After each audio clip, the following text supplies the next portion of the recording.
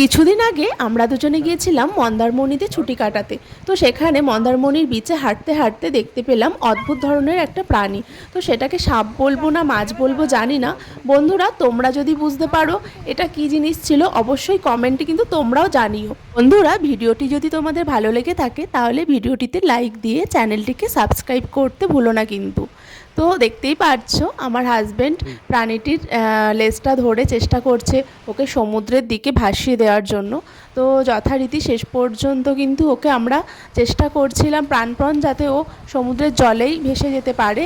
তো যাই হোক, শেষ পর্যন্ত ও চলেই গিয়েছিল জলের তোড়ে। তো বারবার যতবারই আমরা চেষ্টা করেছিলাম ততবার কিন্তু ও পাড়ের দিকেই ধেয়ে আসছিল।